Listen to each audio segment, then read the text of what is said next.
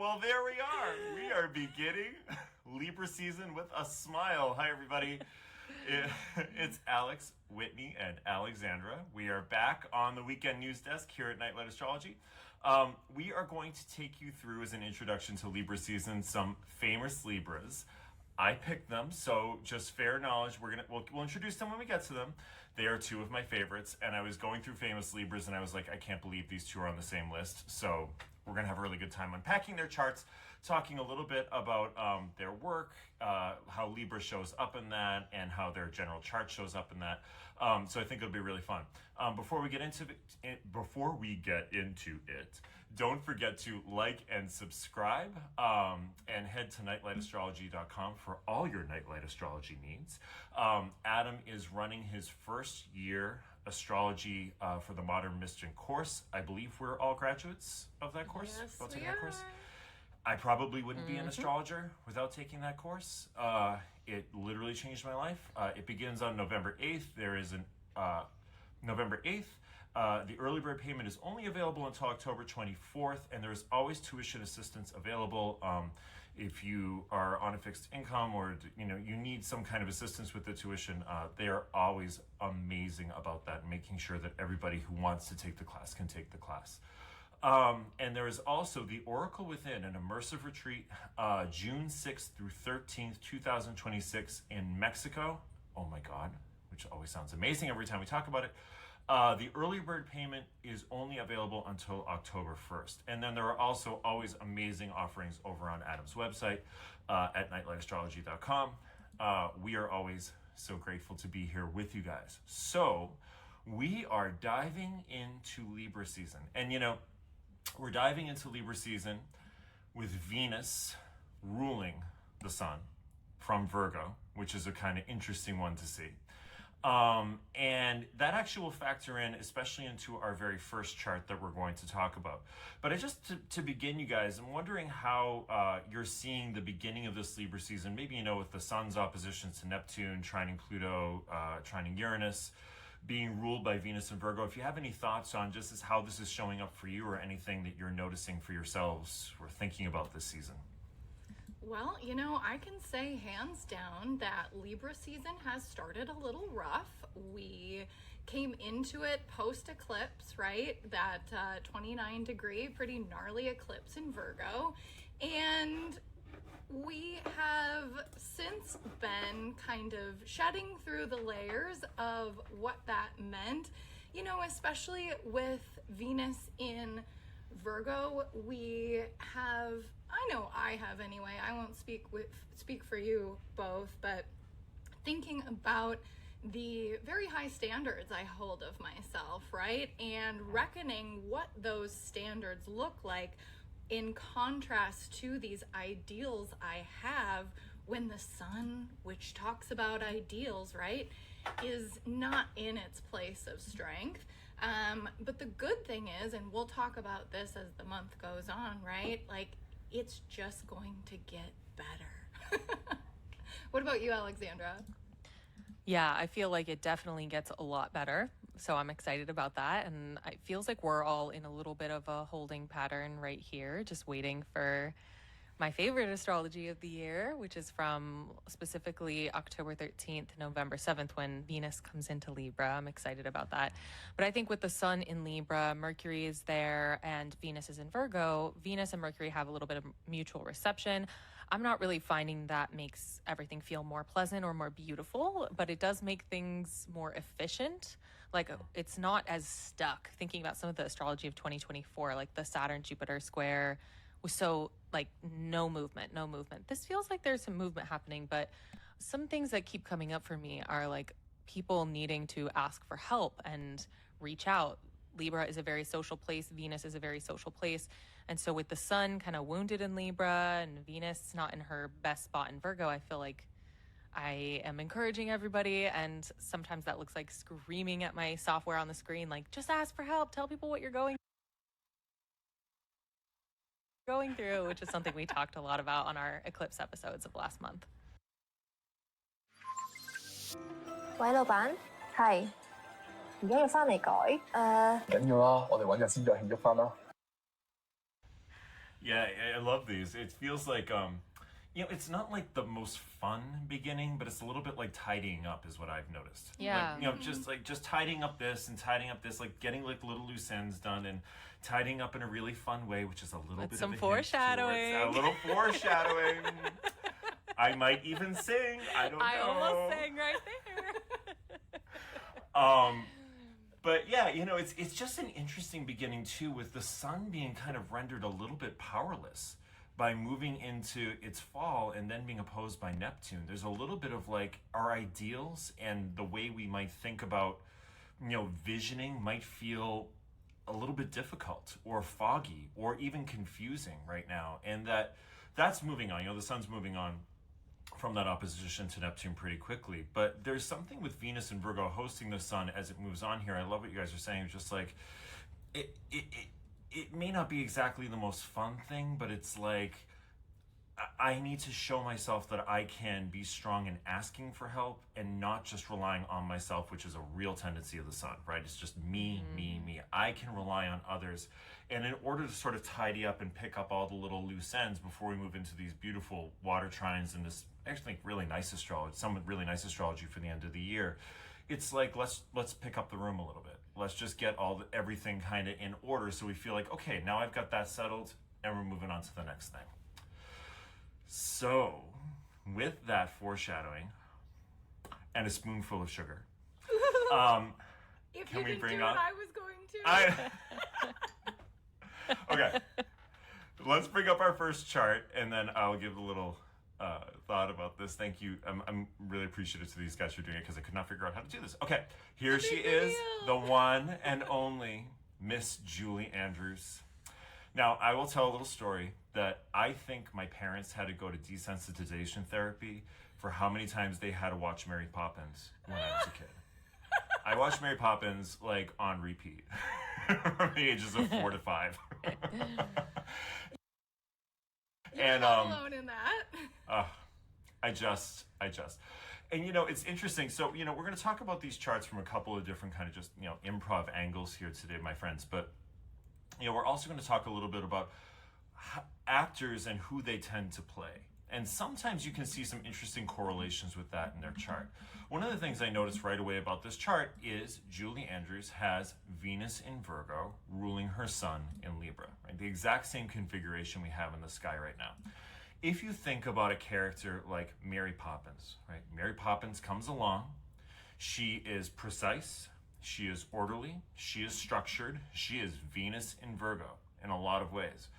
But there's a sort of gentility about her and a sort of like social acumen about her and a no-nonsense quality about her that all actually pertains to me to be Libra as well. And I think one thing that gets lost with Libra a lot of times is we think of Libra as the sort of the socialite sometimes. You might see something like that, or someone who's just kind of really harmoniously trying to figure out. It's very Bridgerton, for those of you who watch I've only seen season 1 of Bridgerton, but it's very much that kind of thing. Like there's a social, not even hierarchy, but sort of introductions and that sort of thing going on.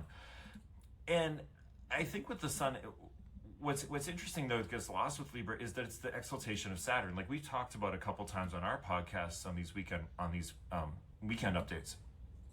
There's this sense of like Libra also likes things to be orderly and has a very definitive idea a lot of times of how that should be done.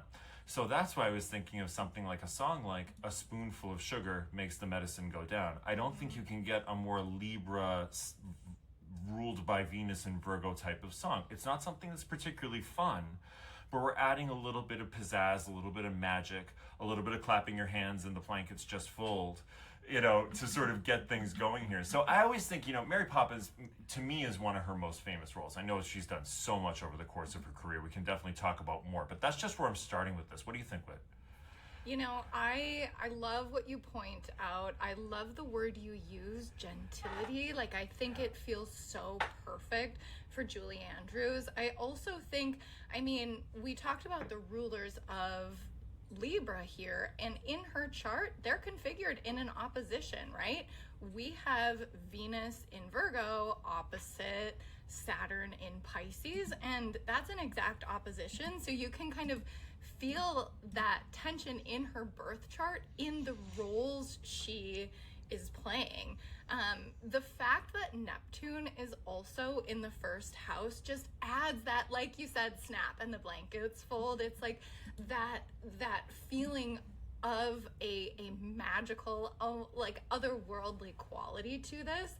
And what is so crazy to me, you know, with Mary Poppins, I would say, I mean, Julie Andrews will go down in history for all of her works. She's excellent. But it's so interesting that Mary Poppins was her first film, was like her breakout from Broadway. So like, what? You just slam it out of the park in your first time around? Like, that is excellence right there. And I think that that's what happens when you see Saturn. I mean, okay, it's a hard aspect. It's a hard opposition, right? Venus opposite Saturn, but it's also a marker of excellence, right? And not only is she, you know, bringing Mary Poppins out as her first, you know, I don't know, what was it? I actually noted the dates because I'm a nerd, 1964. But that next year, The Sound of Music, the other classic that will go down in history, was released, right? It's like crazy. And 1964, right? She was born in 1935.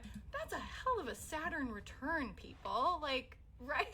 I mean, I'm just like doing the math in my head, right? But 29 years old, that's a Saturn return. Yeah. No kidding.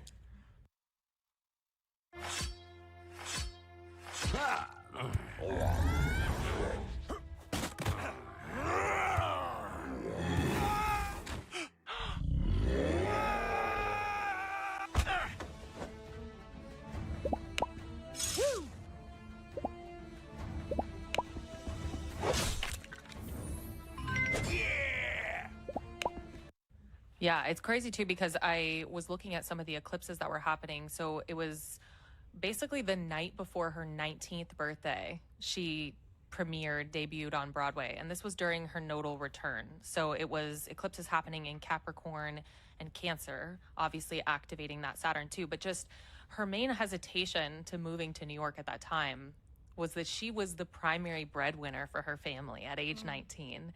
And so she wasn't sure if she wanted to move to New York, you know, and pursue this, what felt like kind of a risky career. I think that's such an interesting nodal return story, especially one ruled by Saturn. And I think it speaks loudly about the fact that Saturn and Venus are in this visible aspect to one another. We talk about aspects all the time, and I think it bears repeating that an aspect from a benefic is always preferable to having planets in aversion.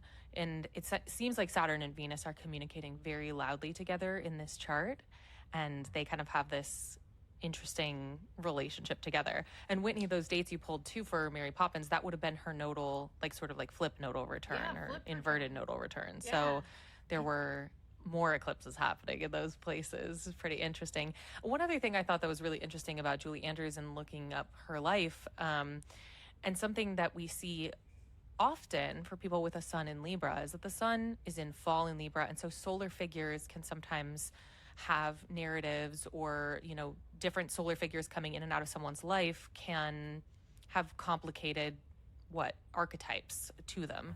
And so in both of the charts that we're going to look at today, that's definitely true. And for Julie Andrews, you know, she actually had a situation where she was kind of, the person she thought was her father was not actually her father. And then at some point there was a stepfather involved in addition to that other person. And there was, like, you know, even issues that she was having with what does she call these different father figures, and everybody had opinions about that, and she did too. So I think that's kind of a really interesting situation, that she kind of became the primary breadwinner, even though she had at this point like at least 3 different father figures in her life. You know, and you see that so often when Saturn is an aspect to the ascendant ruler or in the first house. There'll be something about like having to be very responsible at a young age. And also, I think, Alexandra, what you're bringing up so beautifully is the ambivalence of the Libra sun, the not certain, you're not sure, you know, with solar figures, like, is he here? Like literally having 2 or more, you're not sure who the person, who your father actually is, or something like that. There's something so interesting about that with Libra, about a figure in the planetary archetypes like the sun that does not want to be split.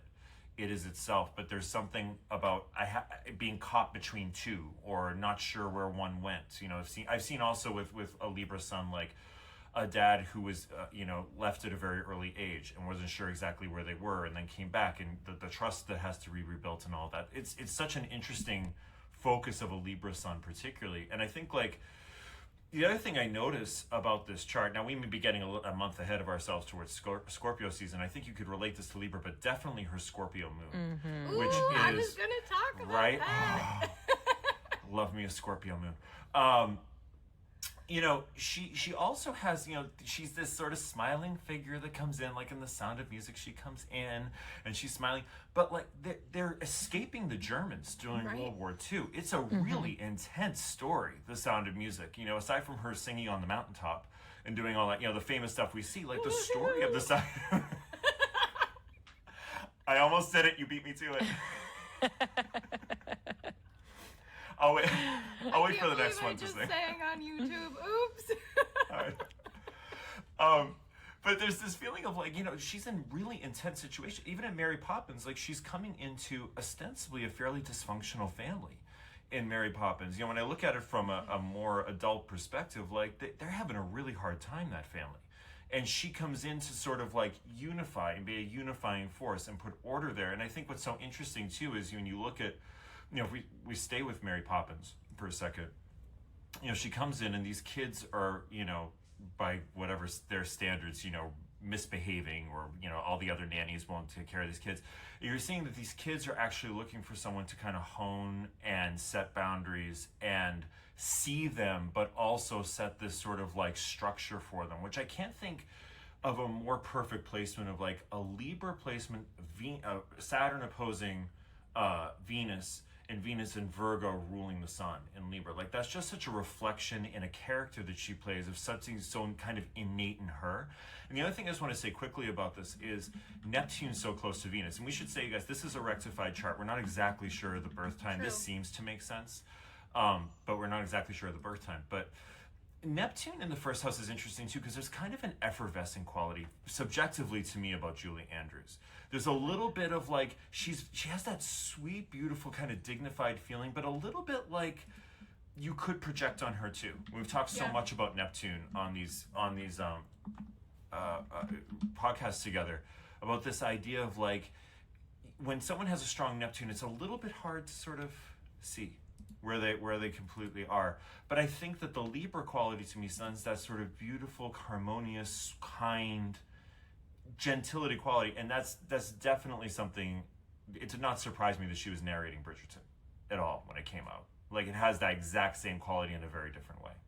Yeah, I can absolutely see that too. I want to. Philips Sonicare 臨床實證聲波科技，微細潔淨泡泡深入牙縫，溫和潔淨，不傷牙齦。Feel the care， 全球第一牙醫推薦。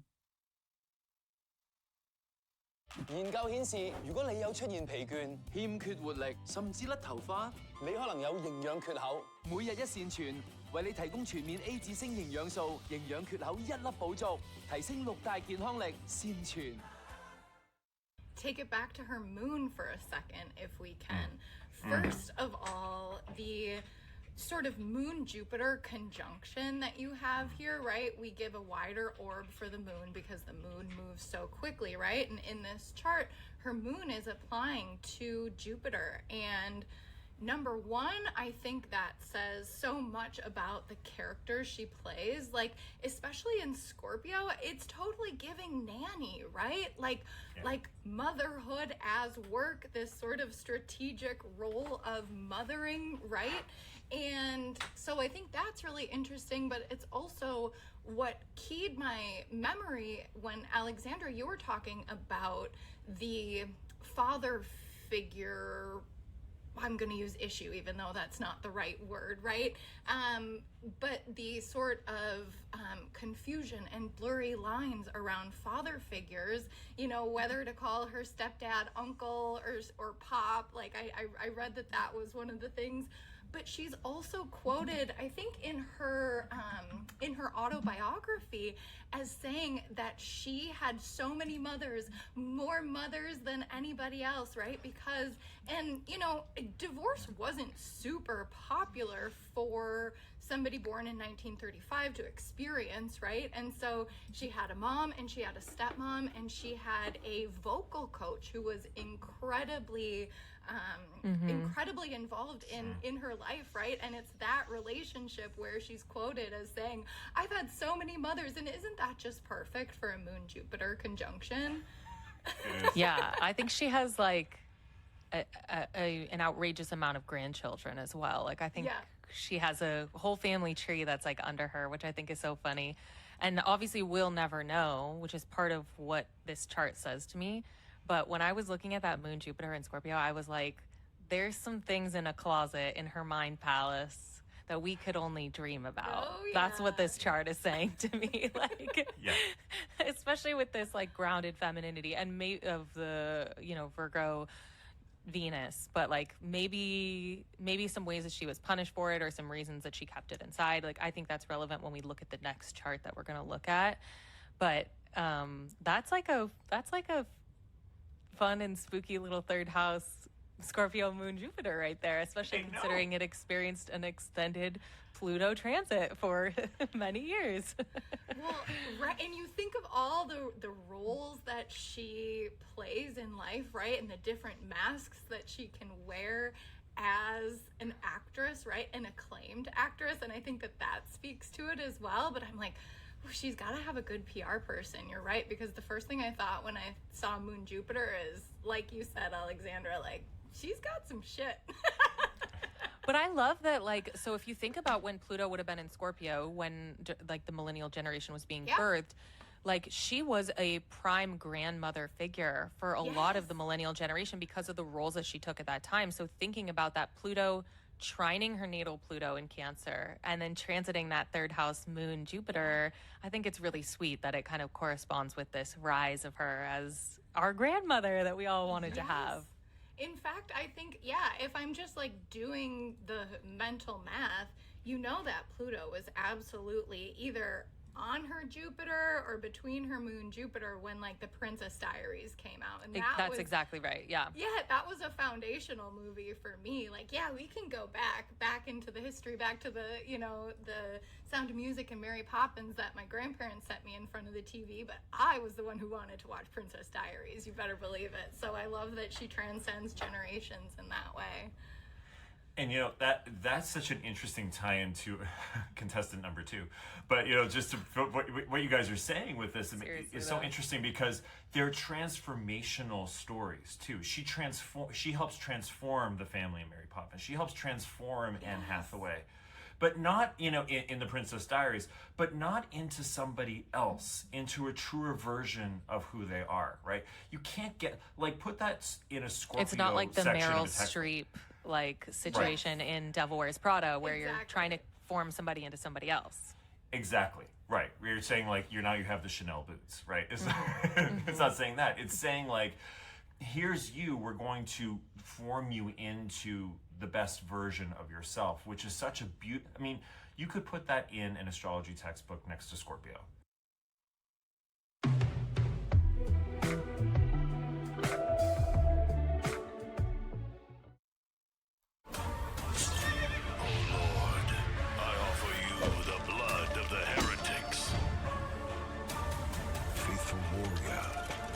Sins are forgiven.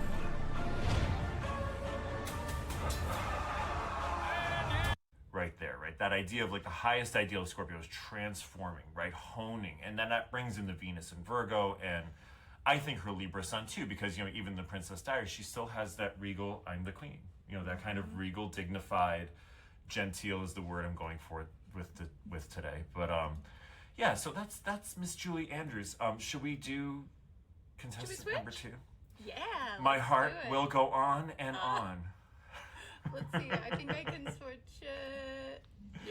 Yay. Every night in my dreams. I see you. I'm done.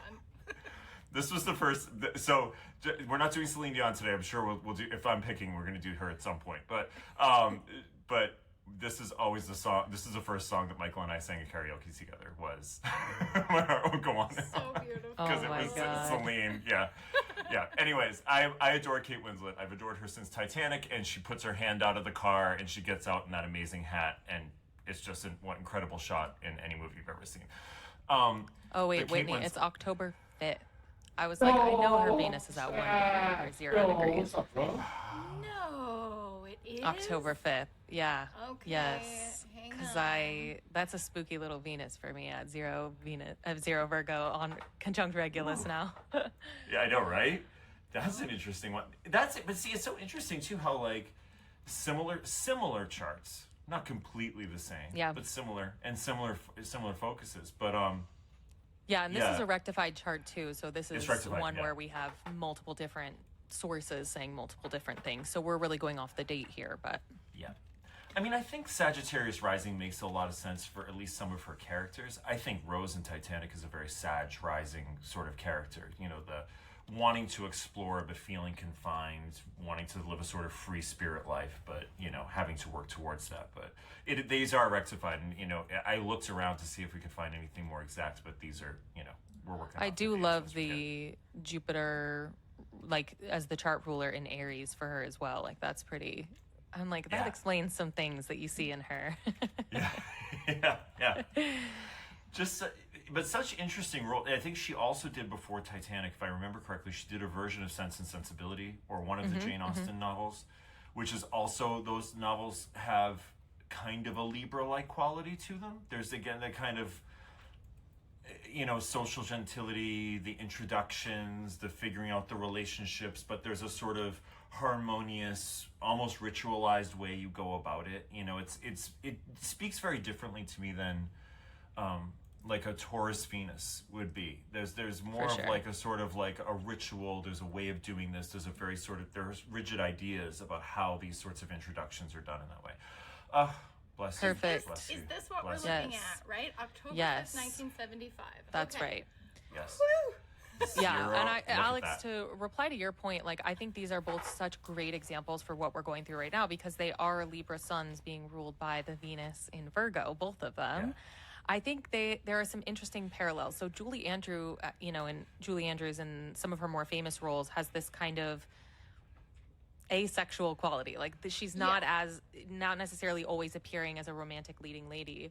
And I think that Kate Winslet has some interesting parallels there with that Venus in Virgo, where she was clearly a romantic leading lady in many of her most famous roles, but in some ways she was constantly being kind of like socially punished for it. Like she was very famously criticized for her appearance, for her weight, for all kinds of like the ways that she would present herself to the world.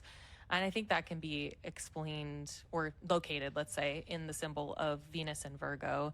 And some interesting parallels to Julie as well in her early childhood because her father had suffered some kind of physical injury when he was young and was unable to work as well. And both of these women actually grew up really impoverished and like actually really like scrappy. And Kate Winslet, I think, interestingly enough, received grants, like government grants for artists and the arts to keep herself going in this craft, which I think is cute if Jupiter is indeed her chart ruler. Absolutely. I think like it's so interesting too to see like kind of the roles she's played. Like I think, you know, Rose is probably one of her most famous roles. She'll you know always be remembered for her role on Titanic. But it's something with that Pluto sitting next to her sun too, which adds a lot more spice to this, which is this sense of like being in caught in a kind of a love triangle, but one person is abusive, controlling. Right, Billy Zane's character in Titanic is, you know, extremely domineering and abusive and controlling and very the dark side of Pluto. And, you know, there's something about the way she transforms through that, right?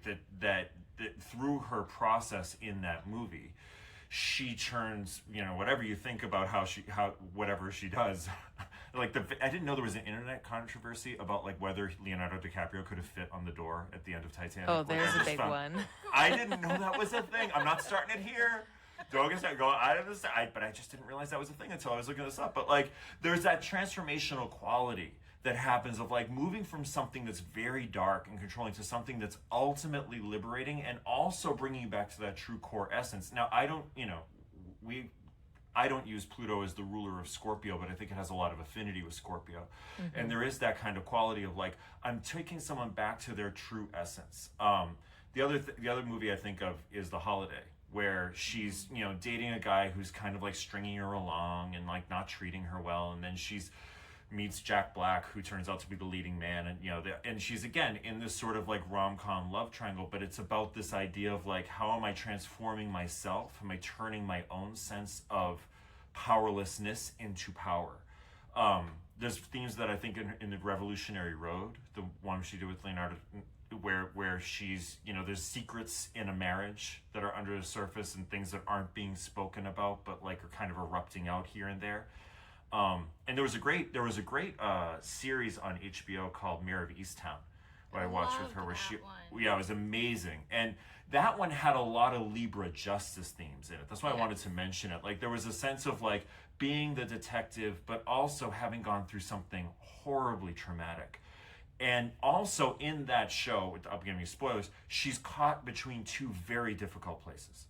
In that show, she's caught between her friend, and she's caught between her job. She's caught between places. And one thing I found with Libras, when I work with them in practice, I found it in my own life as a Libra moon, is there's sometimes a feeling of being the fulcrum of the scale, like you're caught between two opposing sides, two fighting parents, two people at work, whatever it is, or a moral conundrum of some kind, where you're caught between what your ideals versus a friend, the truth versus keeping someone you love safe in some way.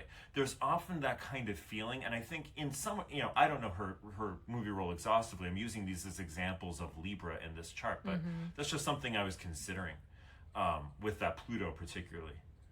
Yeah, I think that also with, just to go back to Mare of Easttown, only because it's the most recent piece of her work that I've seen, right? It was on HBO just a couple of years ago. Now, what's my favorite Kate Winslet film? Of course, it's Titanic. So for Christmas, my mom gave me the box set because, this was back in the day of VHS, and it was such a long movie that you couldn't have just one VHS, right? And I remember carrying that thing around with me, like taking it from my mom's house to my grandma's house so that I could like continue watching it. I mean, I was just obsessed. But that is a huge aside, because I was talking about the Mare of Easttown, and I think that what's so prominent in Kate Winslet is this incredible ability to completely transform herself and sort of disappear into these characters. And in fact, in her first movie, she's quoted as saying, her first movie she ever did was called Heavenly Creatures. It was in 1994. I haven't seen it, but she is quoted as saying that it was really difficult for her to detach from that role. And sometimes that can happen with actors, right? When they get so submerged in their character that it's hard to pull out.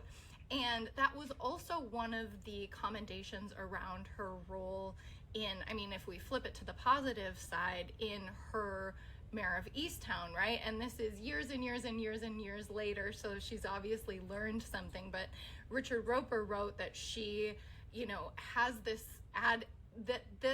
work added to her long list of disappear into the character performances. And so when I think about that, of course, I'm looking at Neptune again in the first house. And we assume that this rectified chart is accurate, right? But when you have Neptune sextile that Pluto Sun Libra that you were talking about, I feel like you get that level of intensity that also has the quality of like, oops, maybe you lost yourself, you know what I mean? And obviously something she's had to work through.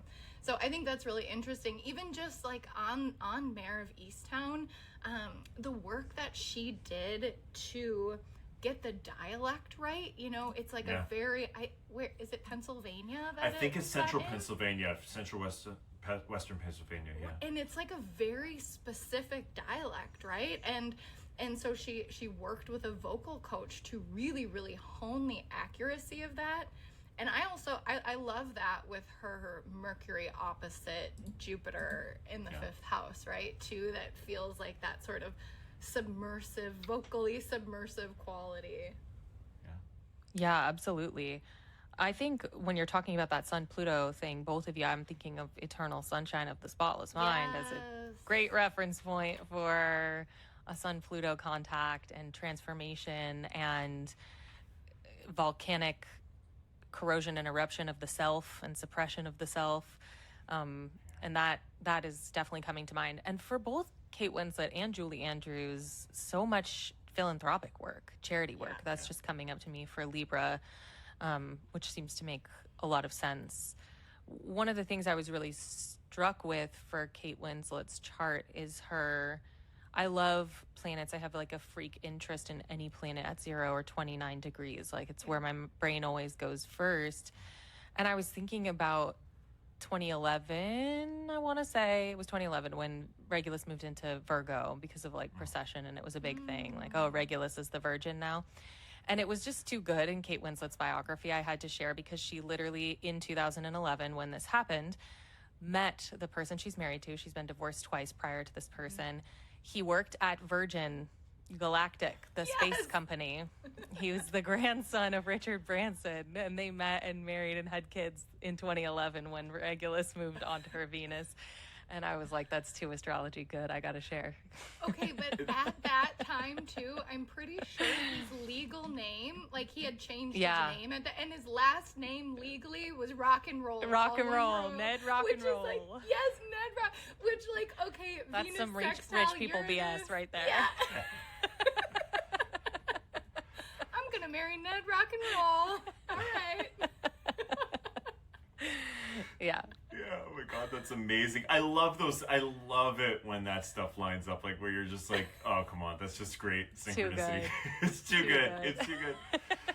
Yeah, that philanthropic work, it was kind of, tying these guys together here, tying up the knots here on these guys. There's a sense of like, I saw her Kate Winslet do an interview once. I think it was with a young reporter who was fairly new. I think she was really nervous to be doing this interview with her. And she leaned into this young woman who was doing the interview, and she said, this is going to be a great interview because we decide it's going to be a great interview. It's going to be awesome. Everything's going to be fine. I was like, if I saw a Virgo Venus come out there, right? A Libra stellium come out there, I want this to feel harmonious and balanced, and I'm going to help you do that, and I'm going to reach out to you, even though you're doing the interview, to reassure you, to be of service to you, to be generous towards you. I love that. I just think it's such an example of like, usually one of the things that will happen with Virgo a lot is they're the person who will always ask you how you're doing first. Yeah. The Libra will always ask you how you're doing first, right? And I thought that was just such an interesting example when I saw this chart. And I'm like, yeah, that being ruled by a Venus in Virgo, the Libra stellium being ruled from Virgo makes a lot of sense. In that particular instance, I really noticed it. Yeah. So before we end, my friends, what are our favorite?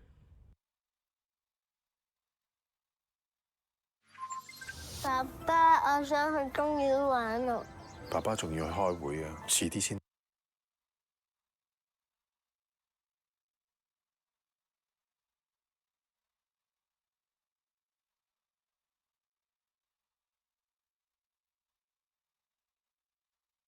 Kate Winslet and Julie Andrews movies. Well, I already gave mine away. My favorite Kate Winslet is Titanic. I will forever be carrying around that two-tape box set in my brain and in my heart. And as far as Julie Andrews goes, I have to put Sound of Music first, but it's so closely tied with Mary Poppins. It so is, and it's all because of that nostalgia. I mean, and I just like ran around my early life like singing about The Hills Are Alive with The Sound of Music, so they really stuck in my head. Totally. Sound of Music for me too. My grandma made sure that I had all the musical theater classics in my brain, and it was like Sound of Music or Gypsy. Like those were the movies that I watched on a daily basis at my grandma's house. Sometimes Singing in the Rain, but yeah, definitely Sound of Music for Julie Andrews. And I think it's in theaters right now as part of its like, God, I don't want to say the number, but an anniversary release. And for Titanic, Whitney, I had the same experience. My mom asked my teacher at school. I remember I was in like 3rd or 4th grade, and my mom was like, "Do you think I could let, my kid watch this movie?" And he was like, "Watch it in 30-minute chunks and have discussion sections after." So I got over the course of a week to watch the 3-hour movie, and we would have all these little conversations about it. It was such a funny thing. So I'll just always remember that. That's got to be my favorite. What about you, Alex? It's Mary Poppins. I mean, practically perfect It's in so every way. your astrology. It's so me. Supercalifragilisticexpialidocious. It really is. Oh, here's this fabulous woman who's going to help me clean up. What does a 3-planet in Virgo want? They're going to organize? Yeah. Awesome. Let's do it. So, clearly Mary Poppins. I'm going to go with The Holiday. Just because The Holiday was, and this might sound cheesy, but that was a very empowering movie for me. Like when there's a scene in it where she finally just, sorry this is a spoiler, you guys, but if you haven't seen this movie, reprioritize your life. Yeah, what are you doing? Like, come on. And she throws like the jerk out of the house, and she just goes, "I finally got gumption." She does that, and I'm like, it was such, I remember watching that, and I'm like, that's gonna be me one day. I'm gonna do that. So it was a very empowering movie for me at an earlier point in my life. So it has to be The Holiday for sure. I love that movie. Yeah. Such a good But I also love Titanic. I have to put it with Titanic like right there because It depends if you want to laugh or cry, right? yeah, exactly. Exactly. Both at the same time. Exactly. Depends Do on the how marathon. mad you want to get about the door. Yeah. Exactly. Yeah. Whoa, I didn't know what I waded into in that comment section. I was like, geez, we're taking these things seriously on the internet. So anyways, my friends, thank you for joining us for this introduction to Libra season and looking into very famous Libras. We will now go around and say where you can find us.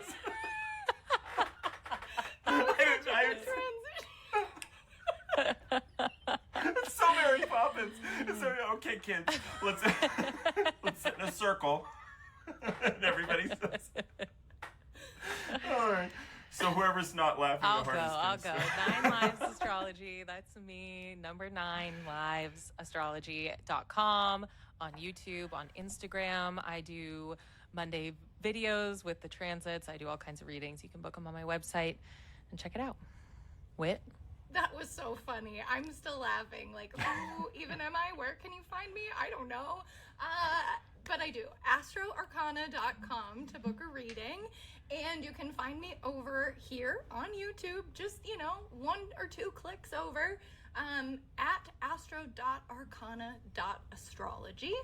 And find me at that same handle on Instagram, where you can find all sorts of great content. And you can find me at www.alexamorosi.com. You can book readings with me there. You can book energy healing with me there. And you can also find me on Substack at The Subtle Universe. I didn't forget this time. On Substack at The Subtle Universe. And I have a free level subscription. I have a couple paid level subscriptions. Not forgetting, my friends, that Adam's first year course begins on November 8th. It's amazing. We've all been through it. It literally changed my life. Like, I would not be doing astrology if I hadn't done that course. So it's just an amazing course. And we thank you all so much for joining us and all our giggles today to open Libra season. And we will see you next week. Take care. Bye.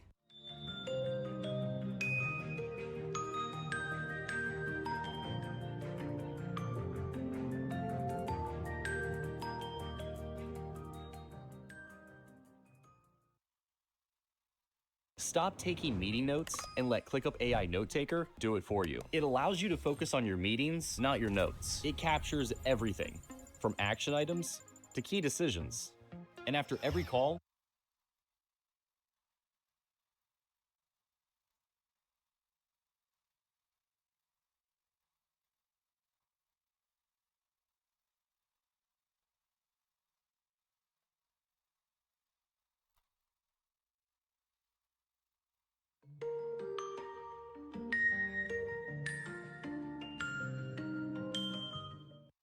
Hey everyone, this is Adam Ellenboss from Nightlight Astrology. Check that out. All right. Now, on that note, let us take a look at this full moon. It's an intense start to our week, and we're getting closer to grand water trine season as well, now that Mercury will be moving into Scorpio today and starting to square Pluto. This is really the onset of our grand water trine configuration. It's a ways off yet, but everything in that grand water trine starts building from today forward. So, in a strange way, this full moon is sort of ushering us into this very watery end of 2025. Anyway, let's take a look at the full moon. So here we have the full moon in Aries. It comes through pretty late tonight, Monday, October 6th. The full moon effects, I always say, when can you feel them? The morning of, the day after. You got about 2 to 2.5 days where you get the moon moving through a sign.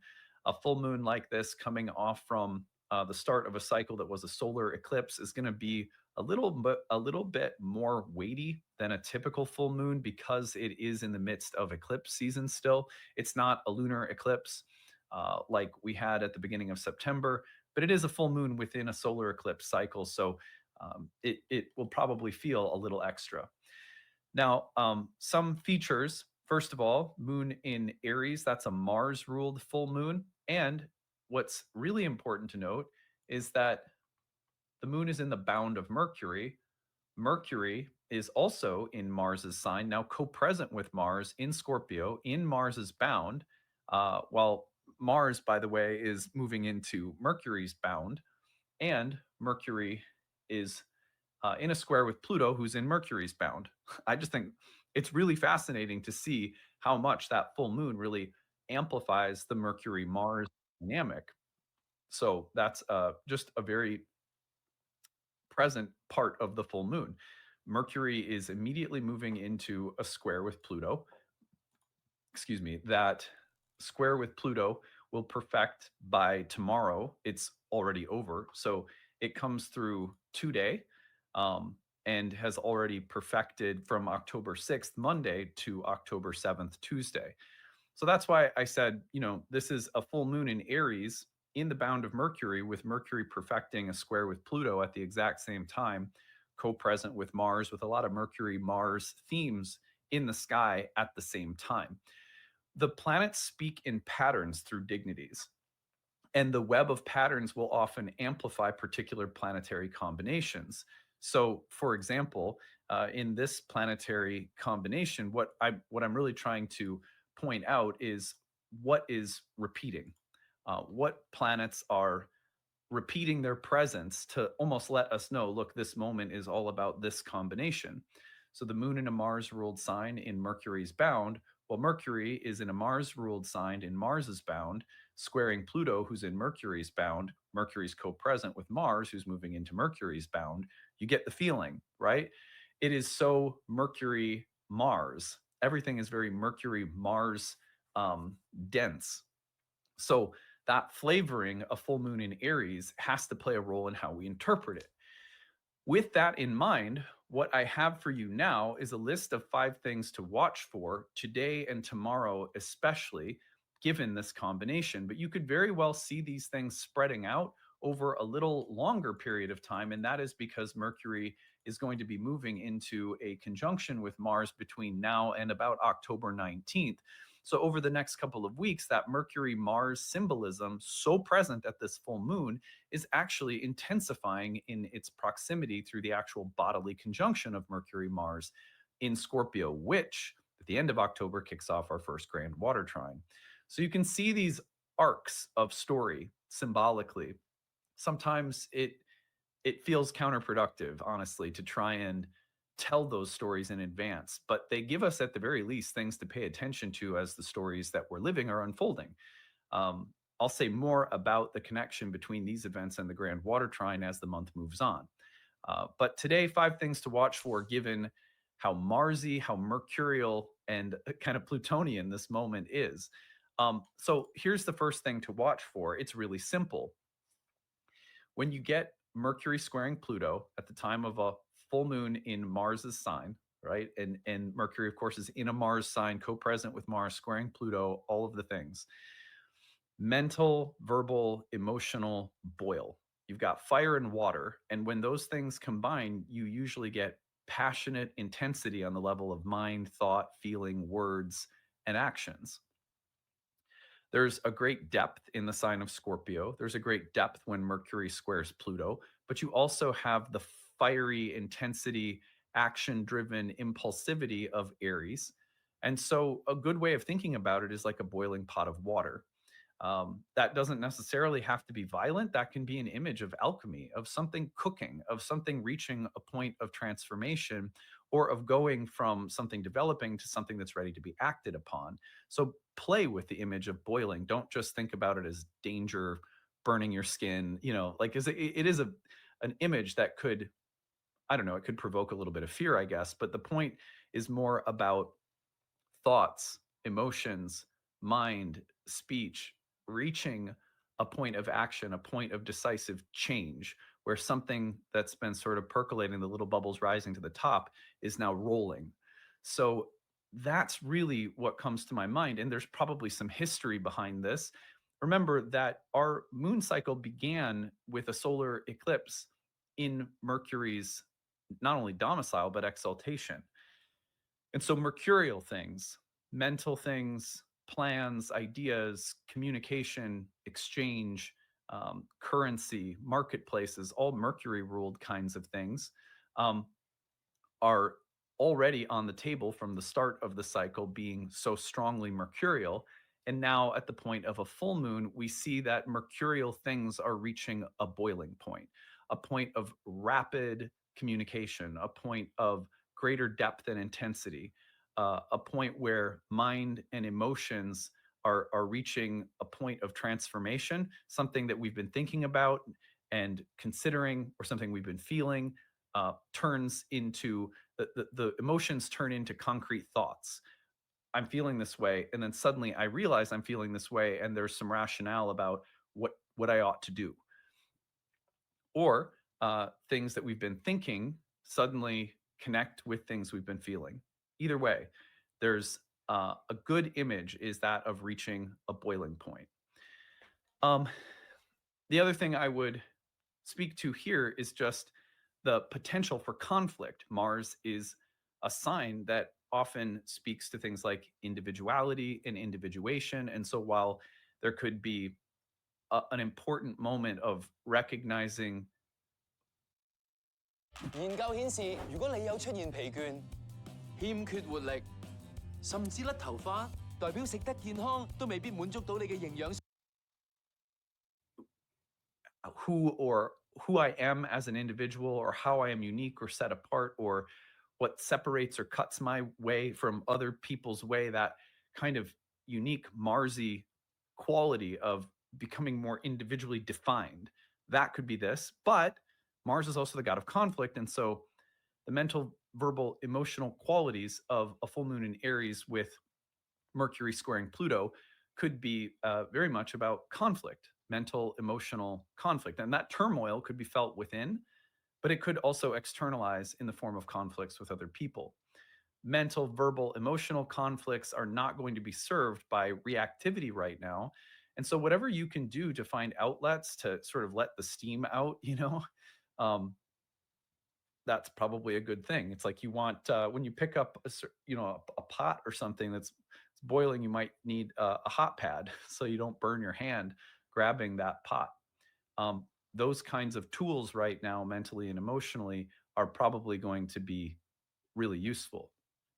So keep all of that in mind.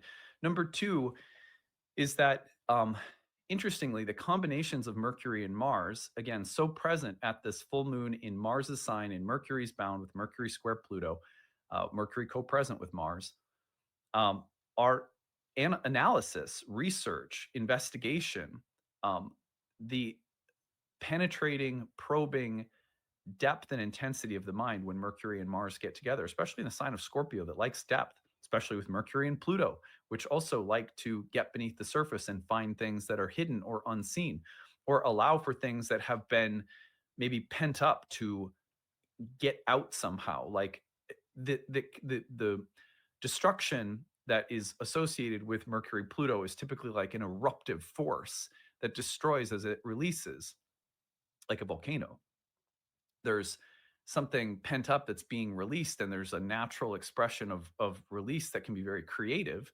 But often, as the destruction comes and the creative force or as the creative force is released, there's destruction that comes with it. So, what I find interesting about this combination is that if we look beneath the surface of things actively, with an open mind, with curiosity, with depth, with a willingness to confront things that aren't always easy to see or talk about, or with an open mind and open heart to what may exist that we weren't anticipating, kind of free from too much attachment. Don't be too afraid, right? But go in sort of open-mindedly, open-heartedly. Then what we discover can be released in ways that maybe it's a little scary, it's a little stressful, but it doesn't have to be engaging us in massive power struggles, clashes of will and personality, egos, major clashes of words and thoughts, and I'm right and you're wrong and go to hell. And, it can go that way. But when we have a willingness to seek the truth and to hear the truth and to consider things that aren't always easy to look at or hear, this transit tends to be much more constructive. So keep that in mind. The other thing to consider is that this need for Mercury and Mars to get beneath the surface, for probing depth and intensity of mind, spirit, and intellect, is going to be growing over the course of the month of October. This is just the starting point. Mercury squares Pluto, and we have a full moon in Mars' sign, and Mercury and Mars will actually come together by the 19th of October. So this may also start a process of getting beneath the surface, looking more deeply behind or within things. It's like maybe the outset of an investigative journalist's research project. So keep that in mind, that going deep and probing and getting into the unconscious, the subterranean, the underworld, and seeking truth with an open mind, being careful of reactivity, those are going to be the best ways to navigate these forces. Number 3, messages from the underworld. It's remarkable to me how anytime that Mercury and Pluto get together, especially in the hard aspects, things that need to be conveyed or communicated as a force of transformation, evolution, the sort of necessity of 針對修復琺瑯質，要先抗酸。原來日常酸性侵襲會令琺瑯質軟化。全身舒適達專業抗敏修護琺瑯質牙膏，啟動突破性琺瑯質抗酸重塑。Yeah, let's just call it the force of necessity itself, of destiny, but that sense of like, this is hard, but it somehow needs to be done. Or things that have to happen, but we sort of can't fathom why. Mercury and Pluto often defy conventional logic and make us consider the necessity of things that we can't find a logical place for, but somehow exist. Look at the natural world, look at some of the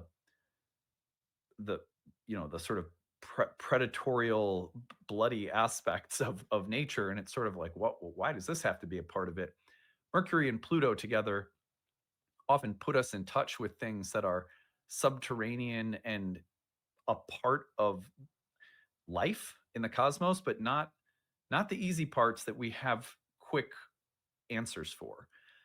So sometimes messages from that level of things come through, the things that we have a harder time finding a place for.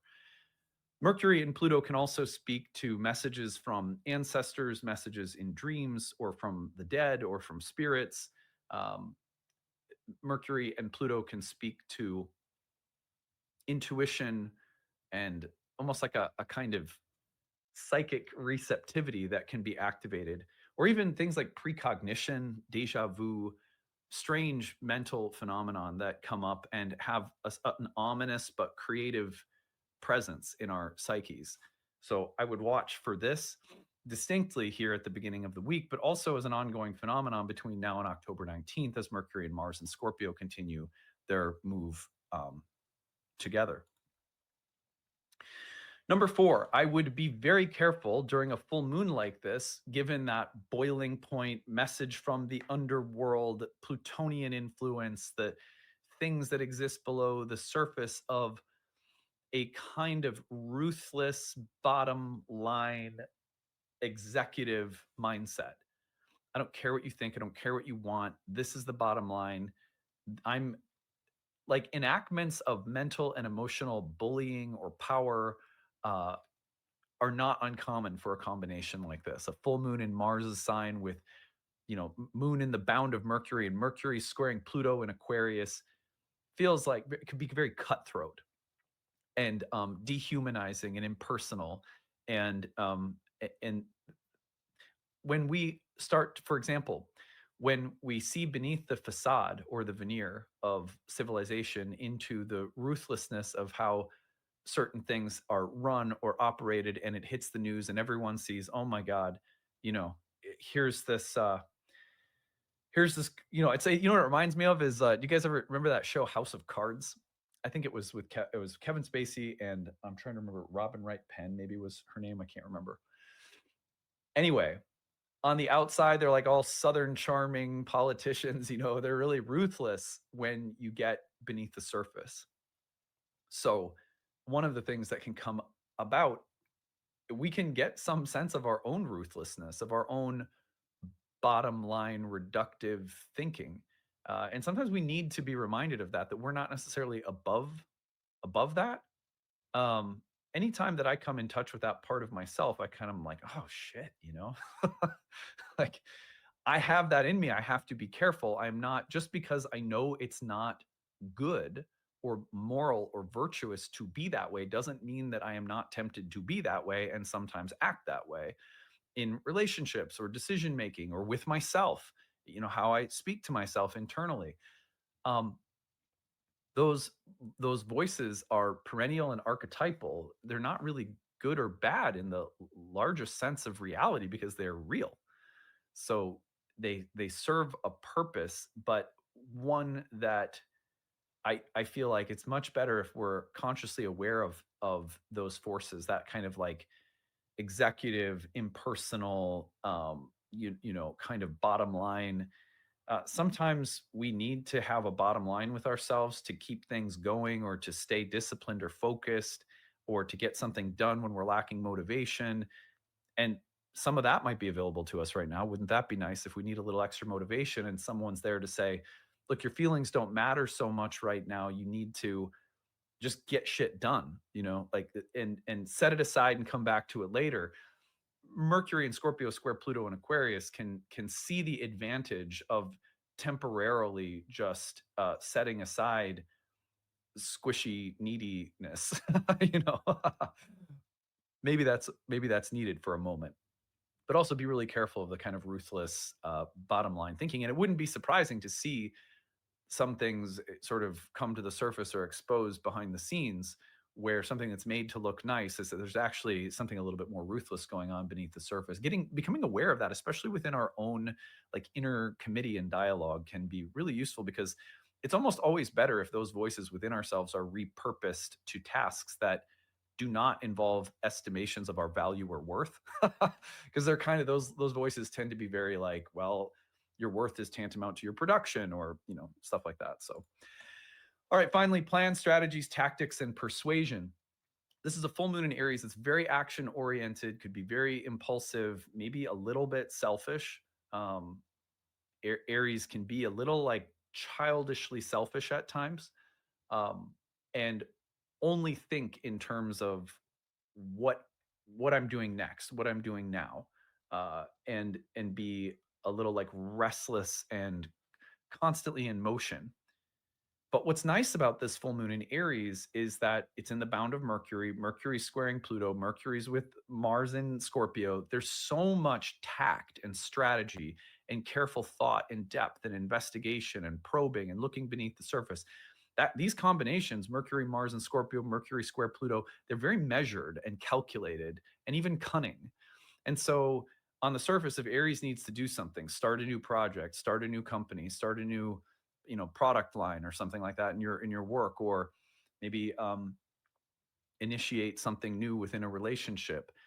What's so beneficial about this full moon is the care, tact, thoughtfulness, depth, strategy mentally and emotionally that's available for a full moon that could otherwise be a little impulsive and maybe shallow, insofar as Aries does not always or can lack relational and diplomatic sensitivities mentally and emotionally.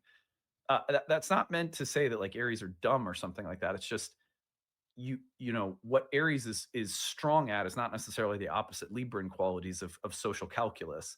But this Mercury Mars dynamic with Mercury square Pluto and Aquarius has a lot more social tact, in addition to having that strong sense of urgency or action, like let's do something. So anyway, I hope that this has been useful. Watch for the tactician, the planning, the strategy. Watch maybe a little bit for those things being paired with some kind of ruthless bottom line thinking. But what a unique full moon moment. I'm really curious to see how this week will play out. I always create these in advance. So when I'll re-listen to them when they're actually happening, and then I'm always kind of surprised to see how it's reflecting and actually showing up in my life at the time that it is published. All right, well, we have a lot of really interesting astrology ahead of us this week. So let me just we have a little later in the week. We have a little Venus sextile. Let me go back here. I'm going to put this up on the screen. I'm just going to show you a few other transits that are coming this week that here we go. Okay. So one thing that's coming later in the week, we got a little sextile between the benefics. That's nice. Whenever the benefics come together in a trine or a sextile, it's like a little padding that you'll experience, like a little spot of good fortune or nice positive connectivity. So I like that. Just a little aspect coming through this week that perfects. Really, you'll experience it tomorrow, October 7th, Wednesday, October 8th. And then later in the week, what we're going to be focused on is the opposition that's forming this week between Venus and Saturn. That comes a lot later in the week. So we're talking about Friday, Saturday, Sunday, that those two planets will form the opposition to one another. And this also brings Venus through the degree of the eclipse within just a few days of the start of next week. We've talked a little bit already about Venus as she went across the South Node. Last week we looked at that, or it was 2 weeks ago now. So Venus coming through the opposition to Saturn will form some of the work that we do on the channel later in the week. We might hit up the little mention of Venus and Jupiter. The other thing that is, taking place really soon is Pluto stationing and turning direct. That's going to be happening by next week. So I have thought about maybe doing some horoscopes to refresh and remind us of the journey that Pluto in Aquarius has been on. So I think that'll probably come into the channel later this week. But anyway, that's it. What I want to do now are just some brief horoscopes for the cardinal signs, just reminding you of where this full moon is going to be taking place. So let me, here we go. Get it geared up here. All right, so if you are a cardinal rising sign, you're getting this full moon in one of your angular houses. And I like to highlight that angularity at the start of the week for my whatever signs are receiving it. So if you're an Aries rising, you're getting this in the first house. This full moon is so much to do with self, identity, health of the body, vitality, appearance in the world, character, and the evolution or unfolding of your sense of who you are and what really makes you, you. And that is a process of continual refinement that the first house refers to in a full moon like this will certainly be considering. Now, at the same time, that Mercury square to Pluto across the 8th and the 11th likely means that the process of individuation is coming in through the space of social or professional groups, colleagues, allies, and the contracts that you have with various people and how they tie you to various groups, and what is making sense for you on that level and what isn't. Let's go forward now to our next cardinal sign. That's going to be Cancer. Your full moon is taking place. The full moon is taking place in your 10th house, which is the place of career, your public facing identity, your reputation in the world, maybe your vocation.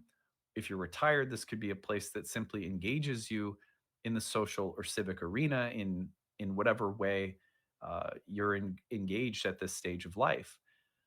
But uh, the emphasis here is on a turning point or a tipping point with respect to career activity, focus, and direction. Now, on the secondary level, the square between Mercury and Pluto in the 5th and the 8th might speak to things like creativity and social inhibitions.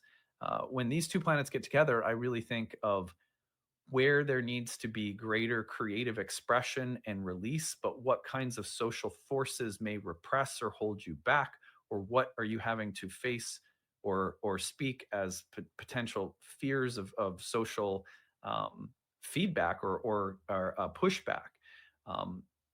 What kinds of uh, allegiances or responsibilities do you feel like you have to various collectives, and how does that inform how you express or communicate or convey yourself creatively? I can see those things being very important for Cancers right now. Let's go forward to Libras, where we see this full moon forming in your 7th house. That's going to be the place of love and relationships, interpersonal dynamics, pleasure, sexuality, marriage. Um, a full moon there suggests a moment of culmination, completion, harvesting, learning, a kind of peak moment within the sphere or realm of relationships, or more broadly speaking, however you define pleasure with other human beings. Or remember, that house is called a Kama house, which broadly speaking means pleasure. Now, the simultaneous square between Mercury and Pluto in the 2nd and 5th houses speak to things like money and assets and resources and creativity. And so some dynamic happening here around things like financial concerns or considerations, assets and resource management, time, money, and energy, and the need for greater creative belonging or greater creative community with Pluto in Aquarius in the 5th house comes to my mind. So some of those tensions are also informing whatever's happening in the realm of relationships. Now, finally, we go to Capricorn, last cardinal sign, and we see this full moon taking place in your 4th house, the place of home, family, roots, ancestry, your living environment, kind of a private or internal sphere of life that's less visible, a resting place, the roots of our chart, and the Mercury Pluto dynamic happening across the 11th and 2nd. So, what's interesting here is, I would say, first and foremost, the full moon is bringing a moment of greater depth and focus to the roots, to home and family, to what makes you feel rested or what gives you a private sense of sanctuary. But then there's this simultaneous level at which questions about the appropriate allies, groups, friends, communities, and the reality of things like money and finances and cultural and financial realities, let's call them, are somehow a co-present area of concern or focus that in juxtaposition is adding something to or bringing something up in relation to the sphere of home and family. So that's how I would connect that for Capricorns. Again, these are just really meant to kind of stimulate your awareness of the appropriate subjects and topics and how they might be connected, but it's so very personal that I just it's always my hope that in conveying these things that you'll sit with them and kind of reflect on them in a way that allows you to see their presence uniquely in your own life. So that is it for today. Finally, I want to show you what's on my altar, and I think this is one that feels really appropriate for our full moon. My wife helped me with this one. So what you're going to see there on the altar is goldenrod, and goldenrod is an herbal ally that is especially associated or aligned with Libra. And is particularly good at creating balance. It's particularly good at helping us to deal with things like allergies and inflammation, irritation, aggression. So it is a plant of balance, peace, and easing, especially things that are really inflammatory or irritating or aggravating. The reason that I thought it would be good to put this on the altar this week is because the one thing that's probably most indicated as a difficulty around this full moon would be the boiling. The irritation, the inflammation, the agitation mentally and emotionally would be the biggest thing to watch for. So I was telling my wife about this. She was like, use some goldenrod. It's very Libran. That's a simple way, by the way, that is a simple method for creating plant remediation. Just look for whatever's prominent, find a natural opposite to help create a bit more balance. All right, that's it for today. Stick around. Next, what you're going to hear is an informational video about the Year 1 program that begins November 8th. Come study with us. If astrology is a part of your daily life and it's a part of how you see and move through the world, there is nothing like having a deep, structured lineage to be a part of, a community to be a part of, where you can really immerse yourself in the language and deepen your understanding of it and become more intuitive and artful with how you use it. A lot of the time we take in astrology from so many different places that we're picking up the language, but we don't even realize it, but we're speaking like 10 different dialects. And I'm all about astrological exploration, but at a certain point, it really helps to have a focused community kind of lineage within which you can really alchemize your understanding, and it becomes a lot deeper and more profound, both in terms of how it transforms your life and how you can utilize it in a day-to-day manner. So I'm best at teaching. My programs are easily the best thing I've created at this point in my career. So come check it out. You'll hear about it next. All right, take it easy, everyone. Bye. Hey everyone, thanks for sticking around. I'm excited to tell you about our upcoming program, Ancient Astrology for the Modern Mystic. This is our first year course in Hellenistic astrology, and it begins again this November. In this video, I'm going to tell you about the course, the format of the course, and how to register. So let's go ahead and get into it. What is this course about? Well, if you are not familiar, ancient Hellenistic astrology is the earliest and original form of horoscopic astrology. All of the subsequent forms and schools of astrology that have existed over thousands of years come from these philosophical and theoretical roots. And so what you're doing when you study Hellenistic astrology is you're going back to understand the why behind absolutely everything. Why were there ever such a thing as houses and signs in the first place? How were the planets ever assigned to rule various portions of the zodiac in the first place? How do you use the categories of essential dignity, and why were they ever created in the first place? If you're someone like me, you like to know the why behind things, because once you understand the why, then you know how to use things more intuitively. So really the point of Hellenistic astrology, in my opinion, is not so much about going back and becoming a traditional astrologer or, just being traditional for the sake of being traditional, as much as it is about grasping the roots of the entire system and paradigm. When you understand those roots, you have more intuition and understanding, which allow for you to be much more artful and fluid in the way that you speak the language of astrology. We call this class Ancient Astrology for the Modern Mystic because while it is about going back to understand the philosophical, theoretical, technical roots of the tradition, it's also about fluidly bridging those things with modern astrology and all of its most unique contributions. For example, modern astrology has given us so much psychological depth and personal depth. And so in a modern astrological setting, you're going to get the ability to explore your own character, your own psychology, and you're going to be able to utilize astrology for a process of healing and personal transformation. But when you pair that with ancient astrology, and it's almost like predictive karmic analytics, you really have a full toolkit to work with. And so that's also a great mission of ours at Nightlight, is to bridge ancient and modern forms, which is why we call the program Ancient Astrology for the Modern Mystic. So that's just a little kind of overview of the program. If you want to know more about the specifics of the curriculum and of the syllabus, what I encourage you to do is go over to nightlightastrology.com, click on the courses page, go to the first year course, scroll down, and you'll see this over 12 months you'll learn about. And here you're going to see more of a detailed breakdown of the curriculum itself. I can promise you that if you've studied astrology in modern context, but you've never gone back to the ancient roots, while some of these topics may look familiar to you and you go, oh, I've already learned about that. Unless you've studied them from the Hellenistic perspective, I guarantee that you are not going to be familiar with this content. Hellenistic astrology is mind-blowingly new and interesting for most people. And if you've never studied it, again, don't assume that anything on this list is something you're going to be familiar with. In that way, the program is really ideal for a variety of different people, and I'll say more about that in a second. So what is the format of the course? Let's go to that next.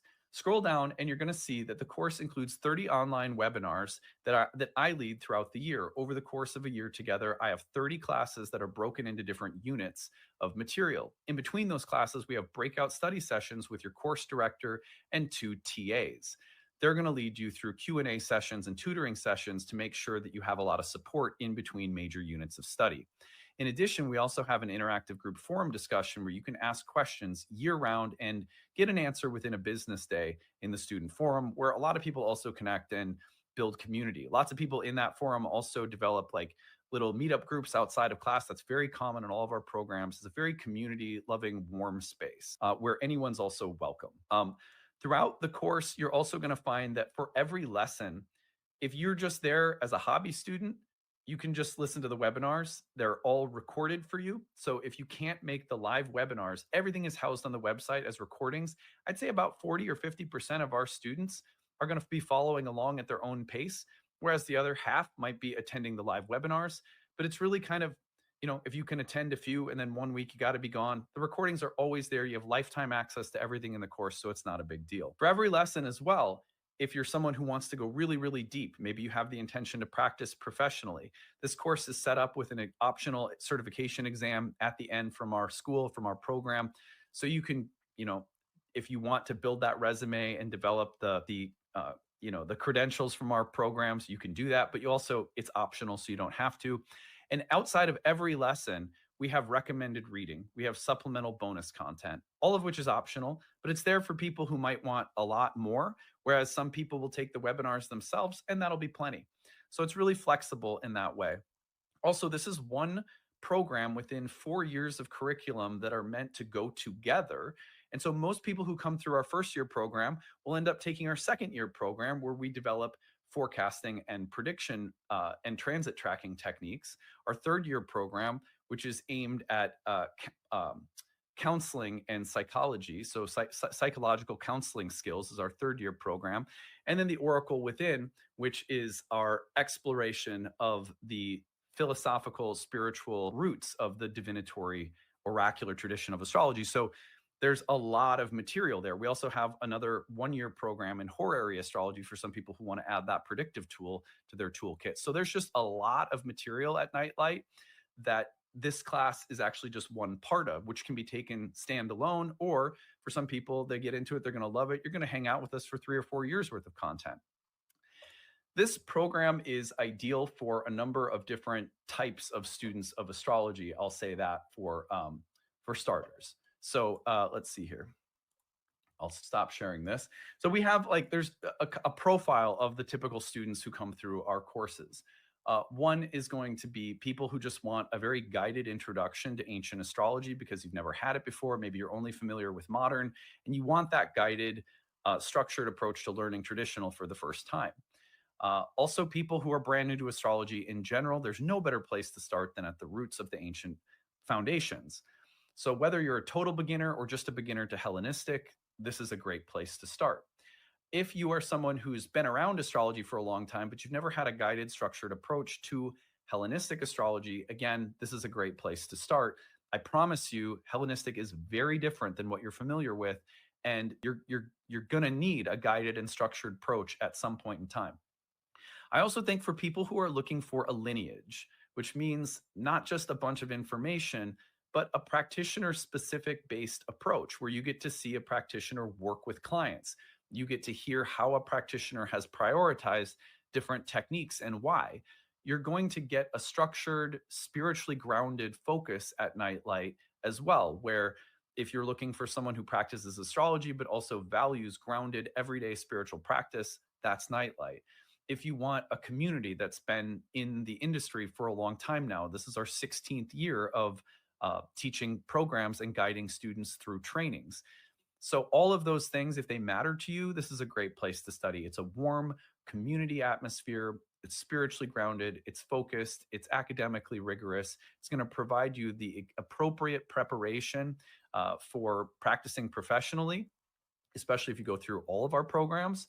But also for those who are just curious and love astrology for your own personal interests, this is going to be a great place for you to learn and grow and thrive and feel like you have a lot of support around you in the curriculum, the teachers, the community, as you're developing, what might just be a personal interest or spiritual hobby. So that is who it's ideal for. Finally, how you register. You go over to the website. I'm going to take you back there. And it's at the bottom of the first year page. You're going to find that the early bird rate is in effect until October 24th. You can save significantly off the cost of the course when you use the early bird rate, where you can pay in full, or use an early bird installment rate plan. Both are going to save you off significantly off the cost of the course. But also at Nightlight, it has always been our mission to make sure that astrological education is accessible for everyone. So please, if you are someone who would love to take this course, but maybe you can only afford a small amount of tuition per month, use the tuition assistance. It is there. All you got to do is plot, you fill out the little form, you tell us your situation. If you're on a fixed income, if you're on a limited income, if you're part-time, if you're in between jobs, if you don't make a lot and you're on that fixed budget, we understand. We don't want people to hurt themselves trying to study something that is spiritual that we feel should be very accessible for everybody. So if you're someone who could use a little help to make this program happen, for whatever reason, maybe you're a single parent or you're on disability or you're retired or you're on a fixed income, whatever the case is, use that tuition assistance. Also, people in other countries who have extreme, exchange rates. We get it. So just use the tuition assistance and we'll be glad to make sure that the price point is accessible.